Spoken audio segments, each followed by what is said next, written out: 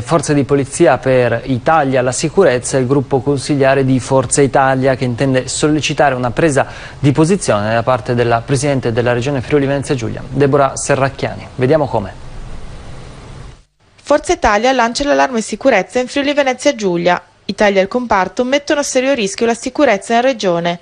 Alla presenza del coordinatore regionale, onorevole Sandra Savino, i consiglieri del gruppo di Forza Italia hanno così fatto il punto, sollecitando la Presidente Deborah Serracchiani a far sentire la propria voce per evitare un pericoloso depauperamento della presenza delle forze dell'ordine sul territorio. Sicuramente c'è un tema di aumento dei fatti delittuosi. Di fronte a questo appare perlomeno non coerente il taglio rilevante che c'è nel sistema della sicurezza. Con questi si parla dell'accorpamento e razionalizzazione di 266 presidi in Friuli Venezia Giulia, c'è una forte riorganizzazione delle forze di polizia dei carabinieri. Insomma, noi crediamo che il giusto intervento di contenimento della spesa pubblica che il governo sta facendo non possa essere esclusivamente un fatto contabile e debba mettere in sicurezza i presidi destinati a quello che i cittadini giustamente devono avere garantito.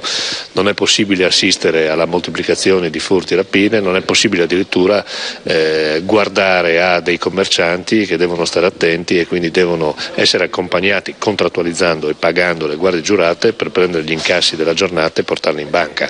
Questa è una condizione che determina tutta la criticità alla quale stiamo assistendo, in particolare nella città di Udine.